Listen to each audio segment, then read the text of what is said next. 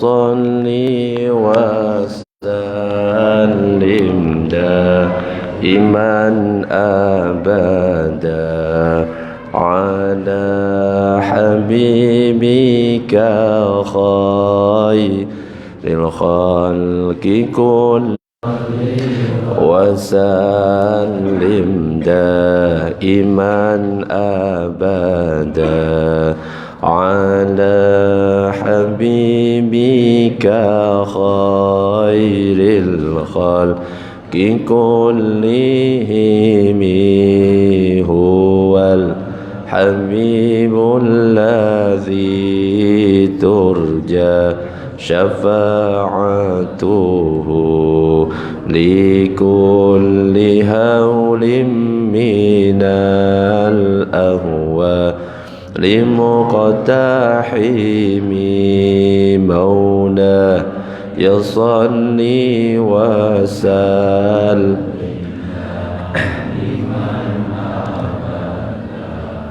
على حبيبك خير الخلق كلهم يا رب بالمصطفى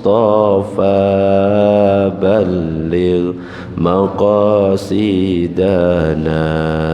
واغفر لنا ما مضى يا واسع الكرم الله عليه وسلم. Al-Fatihah. Ibu yang dirahmati oleh Allah, alhamdulillah pada kesempatan malam ini kita masih diberikan kesehatan oleh Allah, masih diberikan kesempatan juga untuk sholat maghrib berjamaah, kemudian dilanjutkan dengan ngaji bareng. Mudah-mudahan kita semuanya diberikan kesehatan oleh Allah, diberikan keistiqomahan, amin ya rabbal alamin. Para jamaah, Bapak Ibu yang dirahmati oleh Allah, pada kesempatan malam ini pembahasan kita adalah tentang sholat duha. Tentang sholat duha yang mungkin kita semuanya sudah tahu, bahkan sudah mengamalkan setiap hari sholat duha. Tapi alangkah baiknya kalau kita mengamalkan sesuatu, maka perlu dibekali dengan ilmu. Supaya apa? Ya supaya apa yang kita lakukan itu tidak sia-sia. Seperti yang berkali-kali saya sampaikan, wa kullu man bi ghairi ilmin ya'malu a'maluhu mardudatun la tuqbalu. Setiap orang yang beramal dengan tanpa ilmu, maka amalannya ditolak, tidak diterima. Makanya sekarang kita membekali diri tentang sholat duha. Nah, kalau kita berbicara tentang sholat duha itu adalah sholat sunnah yang dikerjakan ketika matahari sudah setinggi tombak. Jadi matahari terbit, tingginya sudah setinggi tombak, sampai menjelang waktu zuhur, maka itu adalah sholat duha, sholat yang dikerjakan di antara waktu itu. Jadi kalau misalkan kita melihat ada waktu-waktu sholat, di situ ada istilah tulu' syuruk, betul? Pernah lihat? Nah, itu tanda matahari terbit. Nah, di waktu itu belum diperbolehkan sholat, nggak boleh sholat. Pas misalkan ada tulisannya suruk jam 5.30, nah di waktu itu tidak boleh sholat. Karena apa? Itu baru terbit. Waktu terbit adalah waktu yang tidak diperbolehkan sholat. Ya, ada beberapa waktu yang memang tidak diperbolehkan sholat, seperti sholat setelah subuh, ya, sampai matahari terbit itu nggak boleh sholat sunnah. Sholat sunnah. Terus sholat setelah asar itu nggak boleh sholat sunnah. Nah begitu juga ketika tulisannya masih suruk, itu belum boleh. Baru ditunggu kurang lebih 10 menit sampai 15 menit. Nah itu matahari sudah mulai meninggi setinggi ukuran tombak. Itu waktu sholat duha. Dan sholat duha itu hukumnya sunnah. Coba sholat duha jumlahnya berapa rakaat Pak? Berapa? 2. Maksimal berapa? 14? 12? 8 atau 12? Hah? 4 rakaat? 12 rakaat. Ya. Saya masih belum membetulkan ya, karena kita akan membahas nanti berapa sebenarnya. 8 apa 12? Kalau sholat tarawih berapa? 20 apa 8? 20, tapi ngambilnya 8 gitu ya kan? Biasanya gitu. 20 memang, 20 Ustaz, tapi sholatnya cuma 8 pulang. Gitu, nggak apa-apa, yang penting masih sholat. Allahumma shalli ala sayyidina Muhammad. Jadi sholat duha itu minimal adalah 2 rakaat. Itu baru minimal. Nah, tapi sebelum kita bahas lebih rinci tentang masalah sholat duha, perlu kita ketahui tentang keutamaan sholat duha itu apa saja. Yang pertama adalah sholat duha itu bisa menggantikan kewajiban sedekah untuk semua persendian. Jadi Nabi itu pernah mengatakan fil insani sittuna wa thalatsumi'ati mafsil, bahwa manusia itu memiliki 360 persendian. Jadi dalam tubuh kita ada 360 persendian, di mana setiap persendian yang 360 itu memiliki kewajiban untuk kita sedekahi. Coba kira-kira mampu enggak kita mensedekahi 360 persendian yang ada di badan kita? Misalkan apa? Tangan kita bisa bergerak, kita sedekahi. Kita bisa berkedip, sedekahi. Setiap hari, mampu enggak kira-kira? Ya tentunya sangat berat kalau harus setiap hari mengeluarkan sedekah untuk 360 persendian. Maka bertanya para sahabat, lalu siapa ya Rasulullah yang mampu bersedekah dengan seluruh persendian itu? Maka Nabi mengatakan an-nukha'atu fil masjid tadfinuha awisyai'u tunahihi anit tariq. Nabi mengatakan menanam bekas ludah di masjid atau menyingkirkan gangguan dari jalanan itu sedekah. Jadi artinya apa? Setiap perbuatan baik itu sebenarnya sedekah. Tidak harus berupa pemberian, nggak harus selalu infak. Senyum kepada saudara sendiri itu adalah sedekah. Kalau senyum-senyum sendiri itu namanya beda ya. Jadi ini harus jelas ya. Senyum memang sedekah, tapi harus jelas senyumnya kepada saudara muslim. Kalau senyum-senyum sendiri beda cerita. Ya, mengucapkan subhanallah sedekah, mengucapkan alhamdulillah sedekah. Intinya semua perbuatan baik itu sedekah.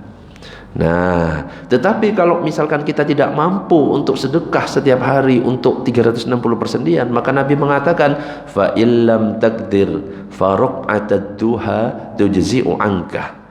Jika engkau tidak mampu melakukan seperti itu, setiap hari harus bersedekah untuk 360 persendian, kata Nabi, cukup lakukan sholat duha 2 rakaat. Jadi sholat duha 2 rakaat bisa menggantikan kewajiban sedekah yang harus kita keluarkan untuk 360 persendian. Jadi minimal kita itu jangan sampai meninggalkan sholat duha. Kalau memang sesibuk apapun, minimal 2 rakaat.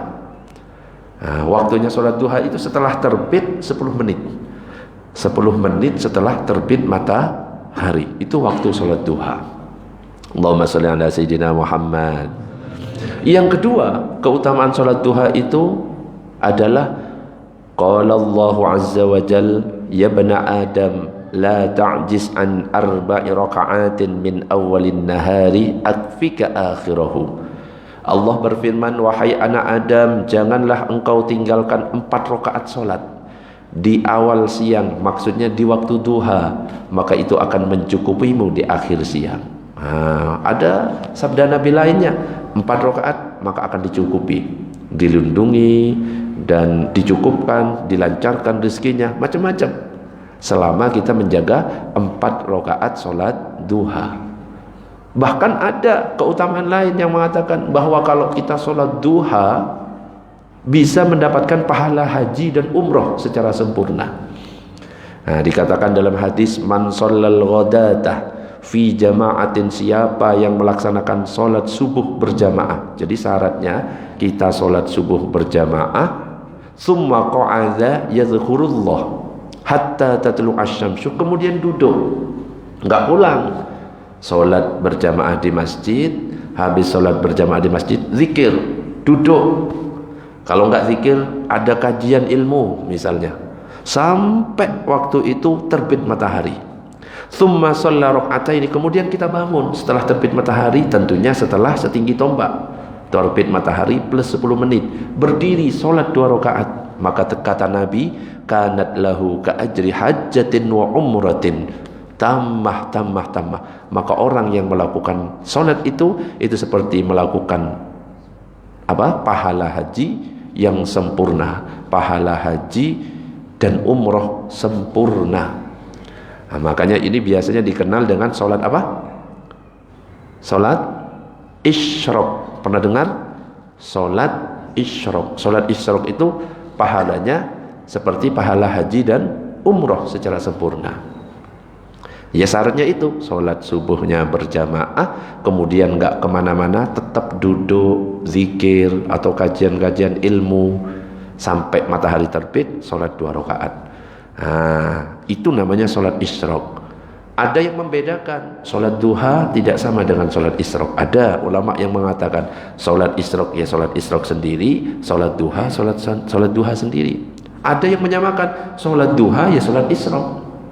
Sholat isyraq itu ya sholat duha yang paling awal. Intinya tidak perlu dijadikan masalah. Kalau kita ingin mendapatkan pahala haji dan umroh sempurna, ya tinggal lakukan yang tadi. Allahumma shalli ala sayyidina Muhammad. Nah, terus yang berikutnya tentang keutamaannya, bahwa sholat duha ini termasuk sholat awwabin.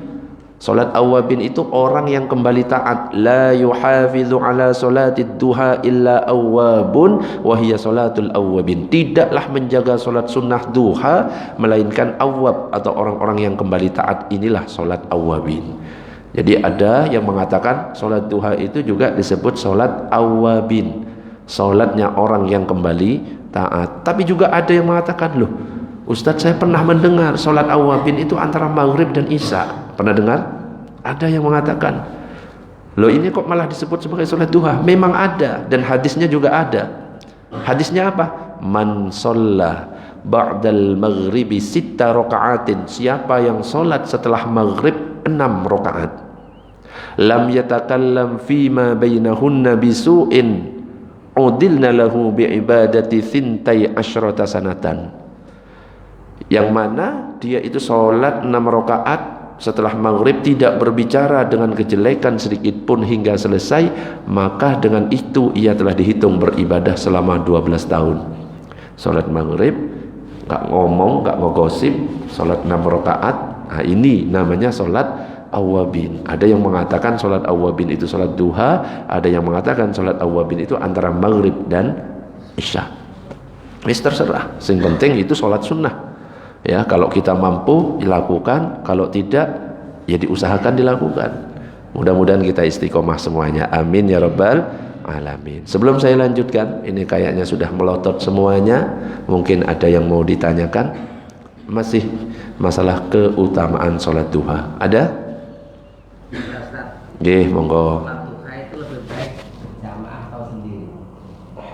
Sholat duha lebih baik berjamaah atau sholat sendiri? Oke. Apa tadi itu? Oke. Perlu kita ketahui, sholat sunnah itu ada 2. Ada sholat sunnah yang memang disyariatkan untuk berjamaah, ada yang juga disyariatkan untuk sendirian. Apa saja jenisnya? Jenisnya ini.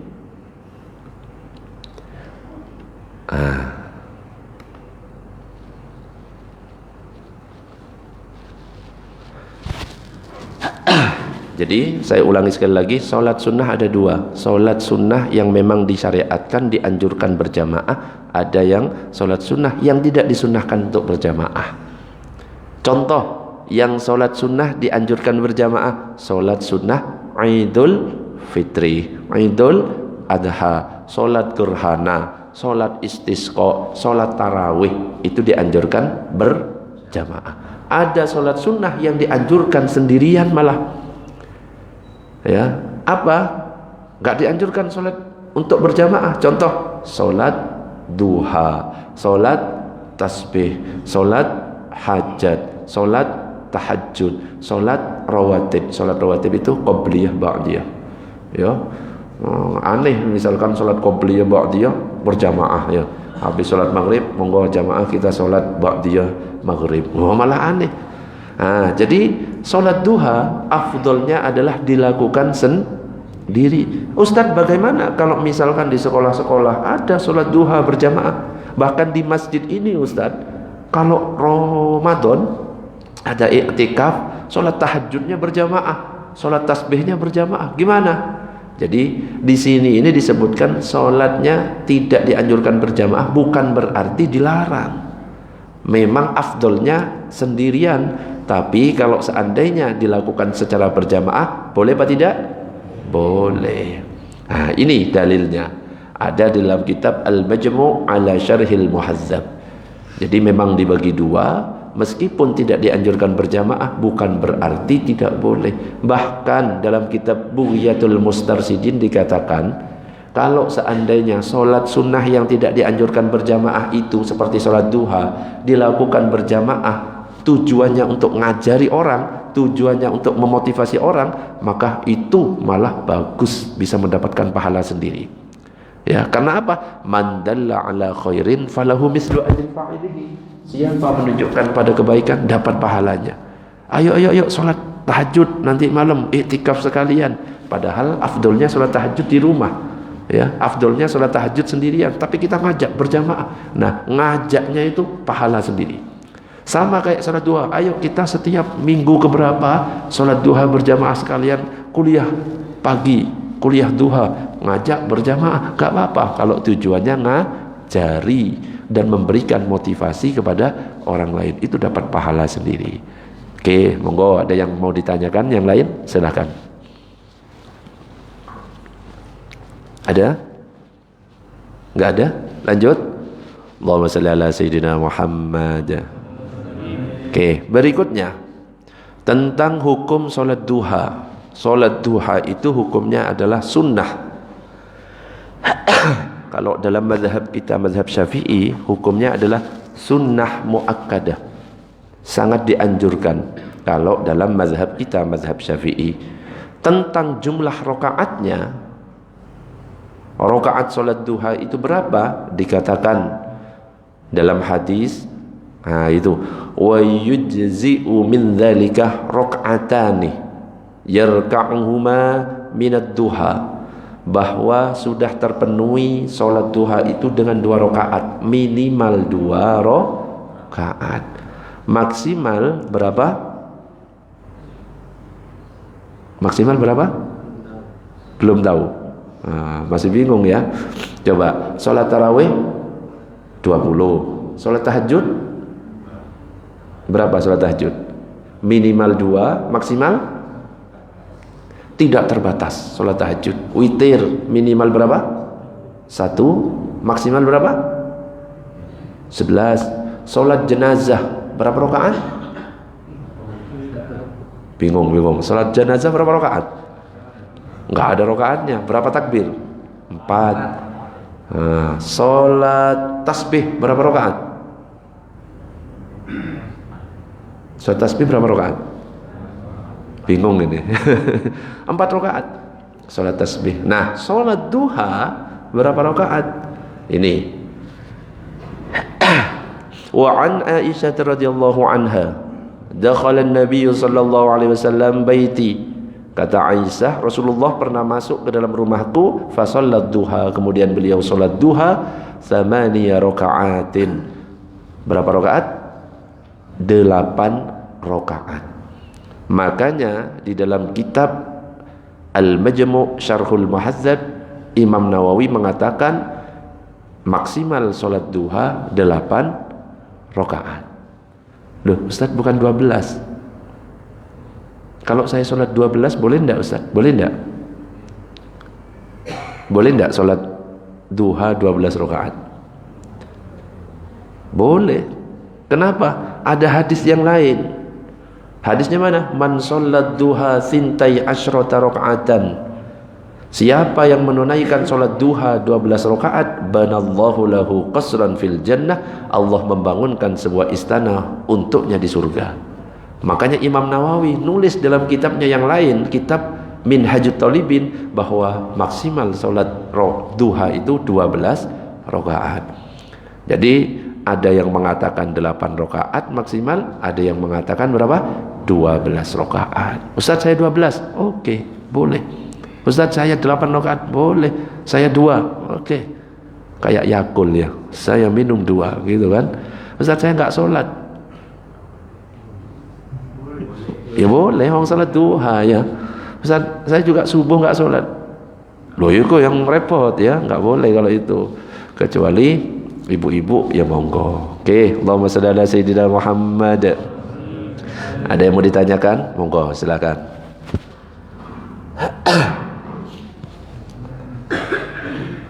Ada yang mau ditanyakan? Nggak ada? Terlalu mudah kayaknya ya. Sudah istiqomah, makanya gak perlu ditanyakan ya. Nggak apa-apa, mudah-mudahan semuanya istiqomah. Amin ya rabbal alamin. Oke, berikutnya kita lanjut. Kalau sholat duhanya sudah nggak ada yang mau ditanyakan, berarti kita lanjut sholat berikutnya. Sholat gerhana. Nah, kayaknya kemarin ada info akan gerhana ya, akan ada gerhana, betul? Gerhana bulan total. Tapi kapan waktunya saya kurang paham.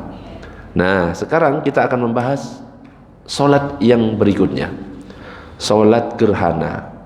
Jadi dalam bahasa Arab sering disebut dengan khusuf dan kusuf.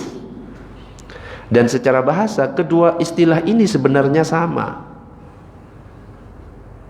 Sholat gerhana matahari dan gerhana bulan sama-sama disebut kusuf dan khusuf sekaligus. Tapi yang biasa kita dengar ya, biasanya agak dibedakan. Kalau kusuf itu gerhana bulan ya, istilah khusuf untuk gerhana bulan dan kusuf untuk gerhana matahari. Intinya sebenarnya sama ya. Jadi kalau bulan khusuf, kalau matahari kusuf. Nah, dikatakan dalam sebuah kitab, wa syuri'at salatu kusufis syamsi fis sanati tsaniyah, bahwa salat gerhana matahari ini disyariatkan pada tahun kedua Hijriah. Sedangkan salat gerhana bulan menurut pendapat yang kuat pada tahun kelima Hijriah bulan Jumadil akhir. Intinya wes pokoknya sunnah gitu aja ya. Dan dalil tentang sholat gerhana ini disebutkan dalam surat Fussilat. Wa min ayatihil lailu wan naharu wasyamsu wal qamaru la tasjudu lisyamsi wala lil qamari wasjudu lillahi allazi khalaqahunna in kuntum iyyahu ta'budun. Dari sebagian tanda-tandanya adalah adanya malam dan siang serta adanya matahari dan bulan. Janganlah kamu sujud kepada matahari atau bulan, tetapi sujudlah kepada Allah yang menciptakan keduanya. Itu Rasulullah bersabda, inna syamsa wal qamara ayatani min ayatillah. Sesungguhnya matahari dan bulan adalah sebuah tanda dari tanda-tandanya Allah. La yang kasifani li mauti ahadin wala li hayatihi.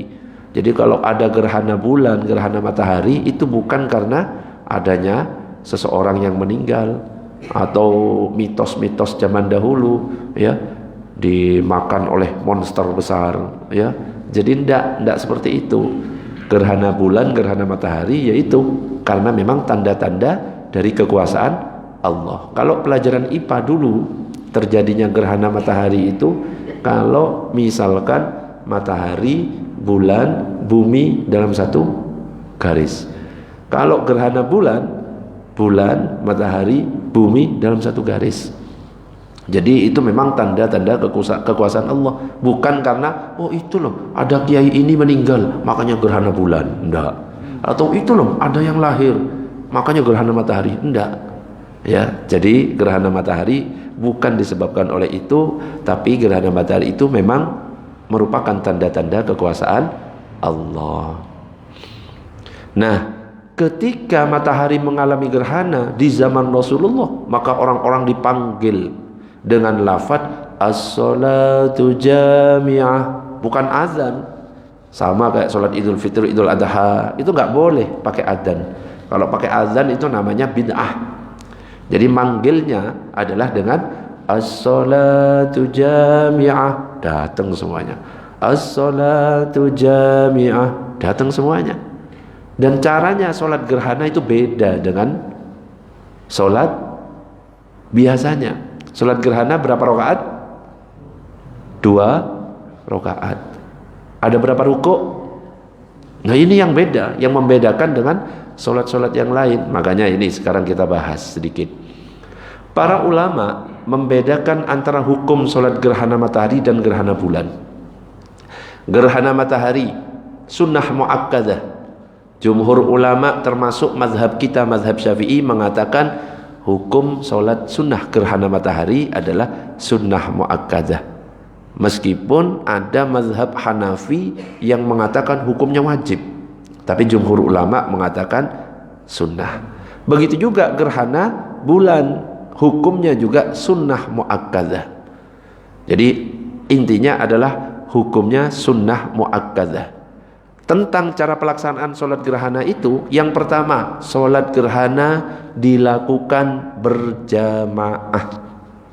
Jadi baik gerhana matahari ataupun bulan dikerjakan berjamaah. Kenapa? Karena Rasulullah dulu waktu terjadi gerhana baik matahari bulan, Rasulullah memanggil sahabat, as-salatu jami'ah, datang semuanya ke masjid untuk sholat berjamaah.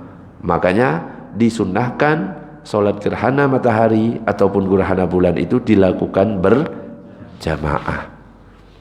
Kalau sholat jenazah harus jamaah atau enggak? Kalau sholat sendirian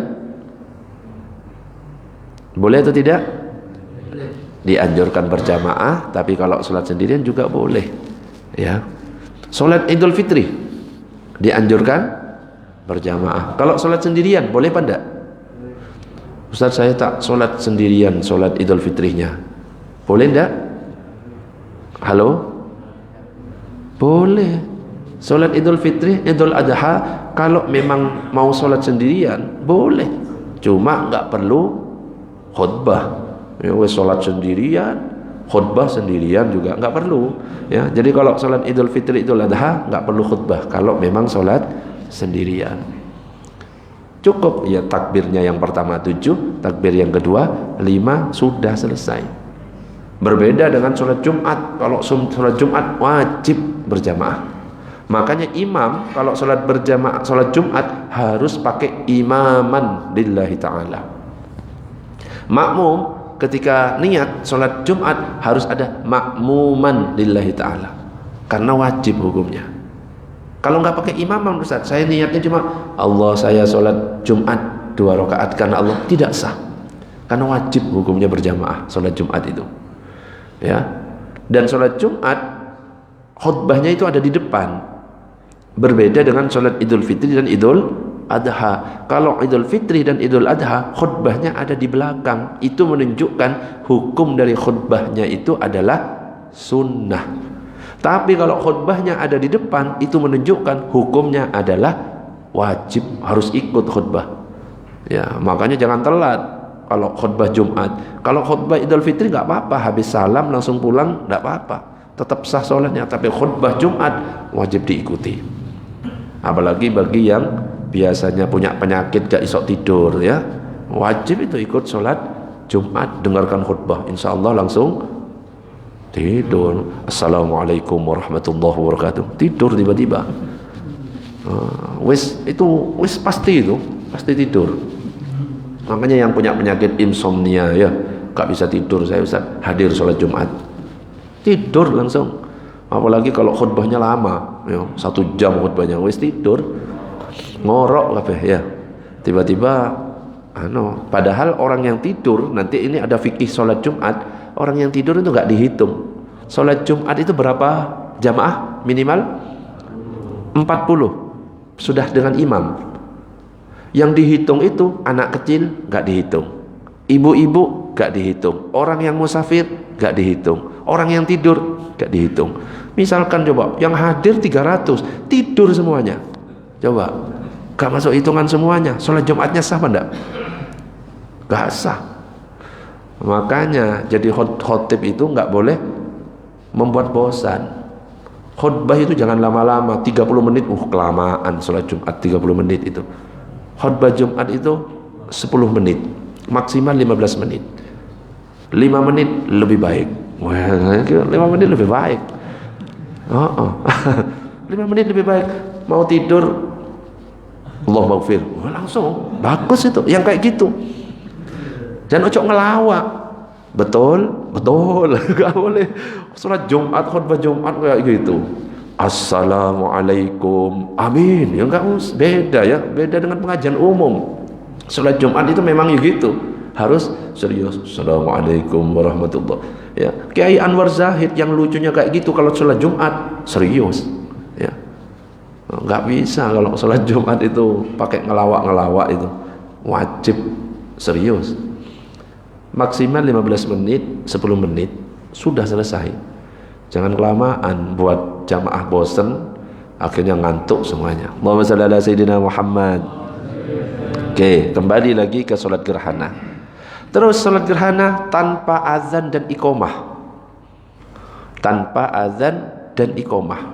Tetapi cara memanggilnya adalah dengan kalimat apa tadi? As-sholatu jami'ah. Itu cara memanggilnya. Sholat gerhana, ketika kita sholat, bacaannya jahar apa sir? Kalau sholat Jumat kan dikeraskan, Bismillahirrahmanirrahim. Kalau sholat gerhana dikeraskan atau tidak? Hah? Belum tahu? Oke, kita bahas. Seorang imam sunnah memelankan bacaan sholat gerhana matahari. Kalau sholat gerhana matahari tidak dikeraskan, tidak dikeraskan. Jadi bacanya kayak sholat duhur, Bismillahirrahmanirrahim, Alhamdulillahirabbil alamin.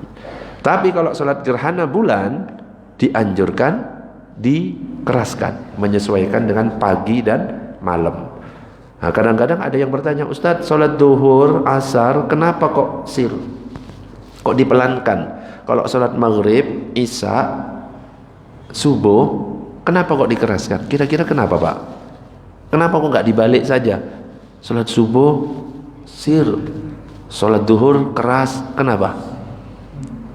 Kenapa kira-kira? Pernah nggak terpikir seperti itu? Ada dua alasan di sini. Yang pertama, karena memang kita diperintah mengikuti Nabi. Sallu kama ra'aitumuni usolli. Salatlah kamu sebagaimana melihat aku salat. Nabi salatnya seperti itu, ikuti. Alasan yang kedua, dalam kitab Kasyifatus Saja itu diceritakan, kenapa kok Nabi sholat duhur dan asar dipelankan? Karena pada waktu itu orang kafir Quraisy itu nyari Nabi untuk dibunuh. Ya, orang-orang kafir pada waktu siang itu semangat-semangatnya muter. Makanya dipelankan supaya tidak terdengar oleh orang-orang kafir Quraisy yang sedang mencari. Tapi kalau waktunya malam, orang-orang kafir Quraisy itu turu kabeh, maghrib, isya, subuh, makanya dikeraskan. Itu alasannya. Allahumma shalli ala sayyidina Muhammad. Oke, ada yang mau ditanyakan sebelum dilanjut? Monggo. Terkait dengan sholat Id tadi, Pak. Monggo. Tidak membaca takbir selain takbir ihram dan takbir intiqal. 5 kali atau dan 10 kali ya. Itu tidak dibaca karena lupa, itu absah atau tidak? Salat Idul Fitri atau Idul Adha di rakaat pertama membaca takbirnya berapa? 7 kali selain takbiratul ihram. Jadi kalau di total 8 ya. Kalau di rakaat kedua 5 kali selain takbir ketika berdiri. Kalau di total jumlahnya 6. Nah, ini kasusnya lupa. Karena sholat Idul Fitri, Idul Adha ini kan berapa kali? Setahun sekali. Akhirnya lupa imamnya. Allahu Akbar, Bismillahirrahmanirrahim. Pernah kan? Pernah. Alhamdulillah. Belakangnya subhanallah. Wes repot. Imam, apa yang dilakukan imam? Takbir atau tetap lanjut? Hah? Takbirnya itu wajib apa enggak? Takbir yang 7 itu hukumnya sunnah. Kalau sudah masuk ke alhamdulillahirabbil alamin, wis gak apa-apa. Berarti gak pakai takbir Ustaz, gak usah. Ya, jadi karena hukumnya apa? Sunnah. Gak takbir 7, gak takbir 5, tetap hukumnya sah. Ustaz, kalau misalkan kurang Ustaz, ngitungnya itu, aduh, iki piro ya? 5 apa 7? Kadang-kadang gitu kan? Loh, imam dikira nggak konsentrasi tak? Saya jadi imam berkali-kali ngitung loh. Allahu Akbar 1. Kok salah? Piro? Saya juga bingung. Piro? Kadang-kadang lupa ngitungnya itu. Nah, ini kadang-kadang kelebihan. 8 Ustaz, sah apa enggak? Sah. Kurang Ustaz, 6, sah apa enggak? Sah. Gak takbir Ustaz, sah apa enggak? Sah. Gampang. Gak sholat, gak apa-apa, sunnah kok. Gitu aja kok repot ya. Jadi tetap sah. Ya, meskipun gak takbir, bahkan gak ngangkat tangan. Allahu Akbar, Allahu Akbar. Angkat tangannya hukumnya sunnah. Ya, kalau sholat Idul Fitri, Idul Adha. Jadi gak usah diomongin. Alah, imamnya lupa. Biasanya jamaah itu gitu ya. Diomongin di belakang. Padahal tetap sah hukumnya. Imamnya lupa nggak takbir 7 kali. Padahal coba seandainya didengar imamnya, sakit nggak? Sakit. Sakitnya di mana? Di sini. Oh, Allahu shalli ala sayyidina Muhammad. Oke, ada yang mau ditanyakan? Monggo. Sebelum dilanjut. Monggo.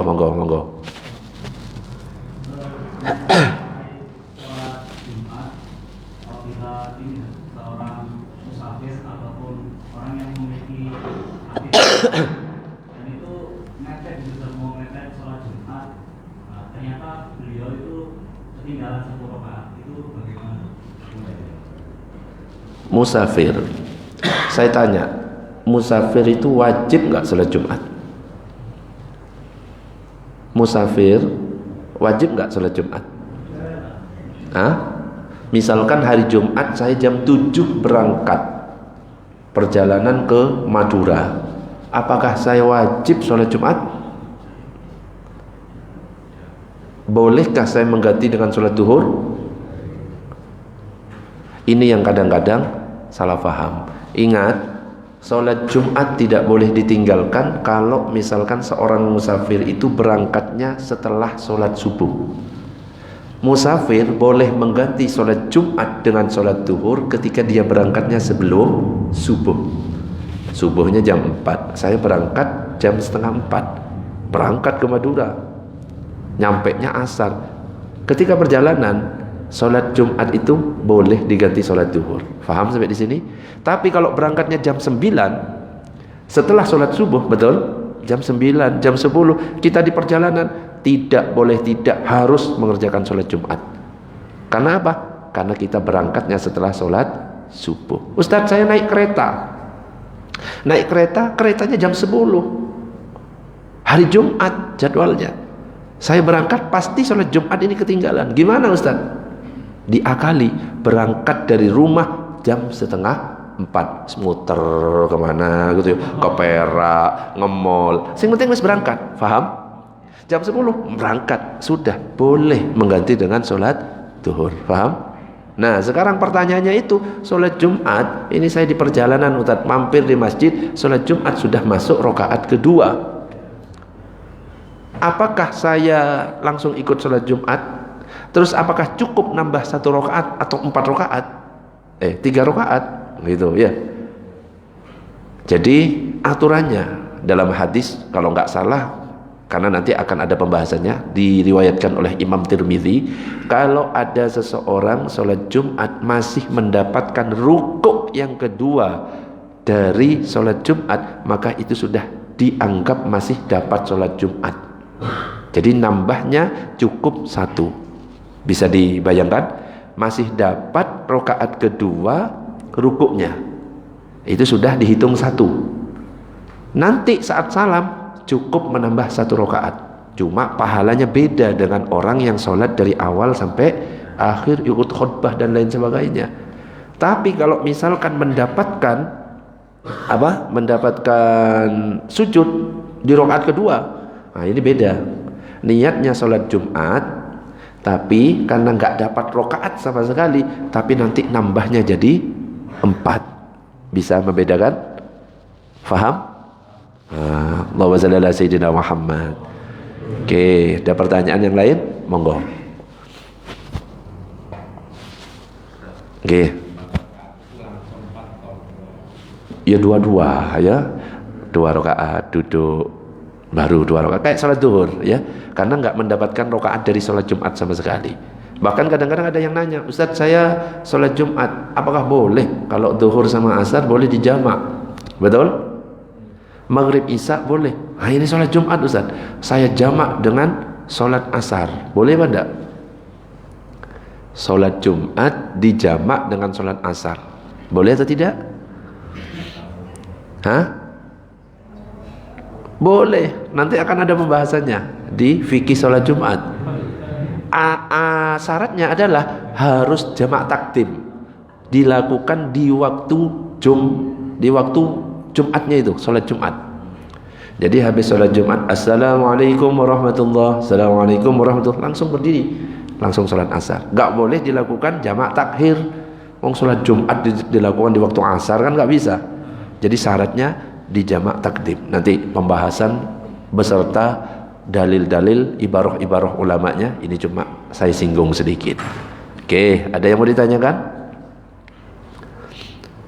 Lanjut. Allahumma shalli ala sayyidina Muhammad. Jadi sholat gerhana bulan kalau dalam mazhab Syafi'i dianjurkan jahar. Kalau gerhana matahari dalam mazhab Syafi'i dianjurkan sir. Lah Ustaz, kok ada sholat gerhana matahari dikeraskan? Boleh. Itu mazhab Hambali, dikeraskan ya. Jadi nggak masalah. Oke, lanjut berikutnya. Dianjurkan ketika kita sholat gerhana mandi terlebih dahulu, sama kayak sholat Jumat dianjurkan mandi. Karena kalau sudah berkumpul dengan orang-orang memang dianjurkan mandi supaya apa? Gak mengganggu baunya itu, gak mengganggu sebelahnya. Minyaknya dipakai, ya, sing wakeh. Jadi biar wangi.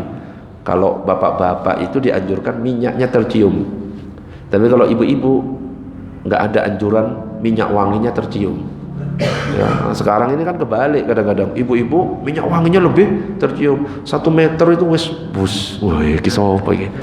Nah, ya, ibu-ibu nggak boleh minyak wanginya sampai tercium seperti itu. Cukup hanya menghilangkan bau badan saja.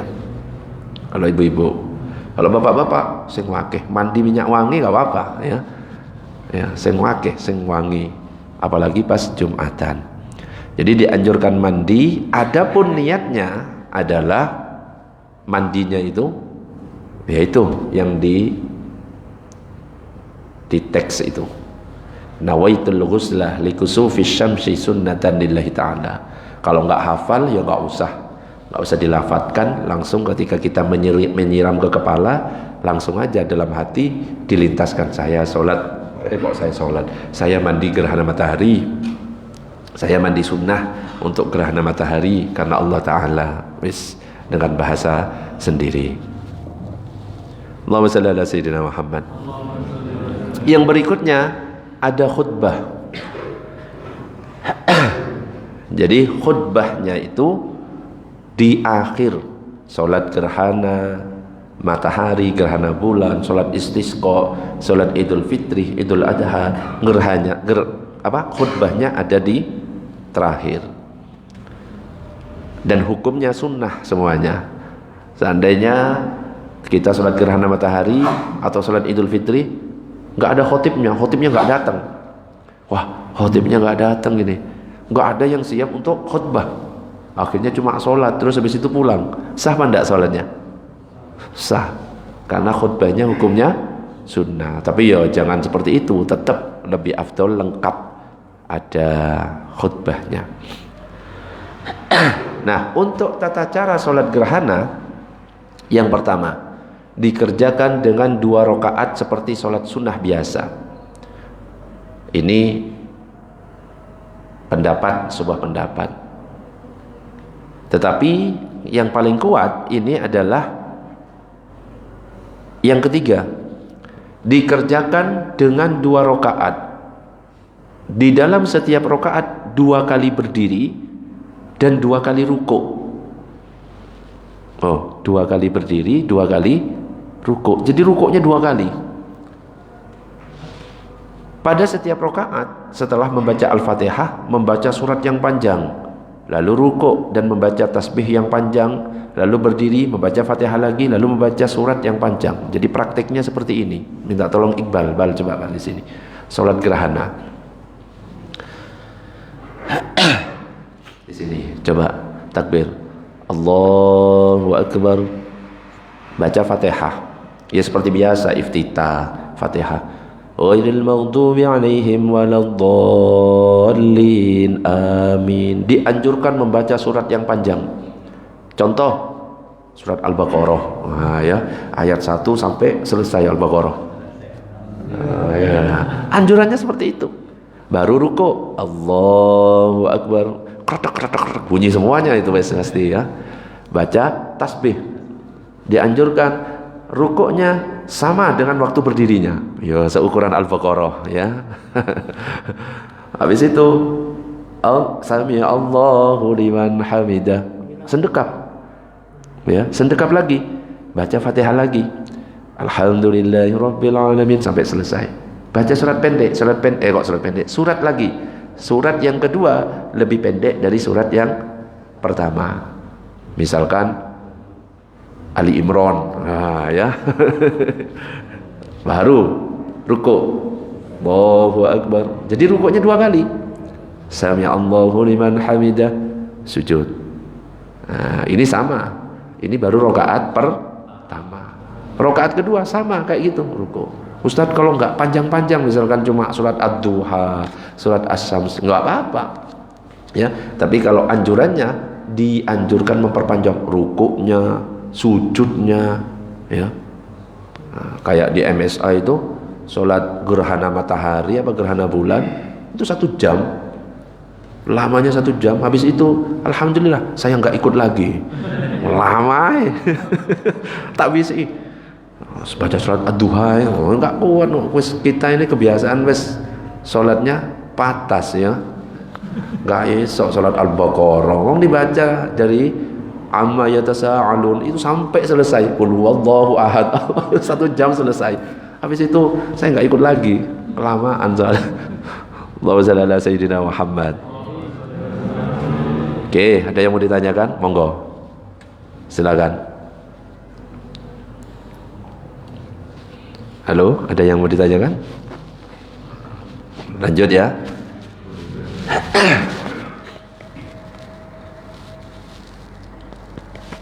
Nah, sekarang sholat gerhana matahari masbuk. Nah, rukuknya kan 2. Sedangkan kalau sholat yang normal, kalau ketinggalan, kalau masih dapat rukuk yang pertama, masih dihitung 1 rakaat. Lah kalau misalkan gerhana matahari, gerhana bulan, rukuknya kan ada 2. Ini ukurannya gimana? Apa kalau ketinggalan rukuk pertama, rukuk kedua masih dapat, masih dihitung 1 rakaat atau enggak? Nah, ini kapan makmum masbuk terhitung mendapat rakaat? Seperti kita ketahui, tata cara sholat gerhana ini berbeda dengan sholat biasanya, di mana terdapat 2 kali rukuk, 2 kali berdiri. Nah, madhab kita, madhab Syafi'i mengatakan makmum terhitung dapat rakaat jika makmum bisa mendapati rukuk yang pertama bersama imam. Nah, ya, sehingga jika hanya mendapati imam di dalam rukuk yang kedua, maka tidak terhitung sebagai rakaat. Jadi rakaat yang dihitung kalau kita mendapatkan rukuk yang pertama tadi. Faham maksudnya? Kalau misalkan sudah berdiri, rukuk yang kedua kita dapatkan ke situ, kita tidak terhitung rakaat. Jadi hitungannya di rukuk pertama batasannya, baru kita dihitung mendapatkan ruku. Nah, kadang-kadang juga ada yang bertanya, Ustadz, saat saya sholat sunnah tiba-tiba ada yang nepuk saya, Ustadz. Ya, sholat ba'diyah misalnya, ba'diyah maghrib, terus ada yang nepuk. Sholat maghrib, dia itu sholat maghrib, kita lagi sholat ba'diyah, boleh enggak Ustaz? Kalau misalkan kita sholat sunnah, ternyata ada yang ikut jamaah, yang jamaah itu sholat maghrib, boleh enggak kira-kira Pak? Boleh enggak? Kalau cara sholatnya sama, sholat ba'diyah kan sama gerakannya, rukuknya sekali, sujudnya sekali, sholat maghrib juga sama, maka boleh dibiarkan saja. Jadi kita tetap niatnya sholat ba'diyah, biarkan yang di belakang yang sholat maghrib ikut kita, biarkan tetap ikut. Karena kita sholat ba'diyah tetap suaranya dipelankan, Bismillahirrahmanirrahim, biarkan yang di belakang tetap ikut, ya. Tapi kalau misalkan sholatnya beda, sama kayak misalkan sholat apa ini tadi, gerhana kan rukuknya beda, rukuknya 2 kali. Nah, ini yang datang sholat isya beda caranya, itu nggak boleh. Jadi harus sama cara sholatnya, meskipun niatnya berbeda, nggak apa-apa. Saya lagi sholat ada ini sholat ya maghrib, tapi yang berjamaah sholat qadha Ustaz, nggak apa-apa. Atau ada orang lagi sholat qadha, saya ikut, nggak apa-apa, selama cara sholatnya sama. Baru kalau misalkan berbeda, ada orang lagi sholat jenazah, kita ngikut, kita mau sholat isya ya, nggak tahu kalau ini lagi sholat jenazah, ditepuk, Allahu Akbar, takbirnya 4, Allahu, ini baru nggak boleh, karena jelas beda caranya. Tapi kalau caranya sama, meskipun sholat yang kita lakukan berbeda, maka tetap sah. Dalilnya apa? Ini dalilnya. Jadi ada di dalam kitab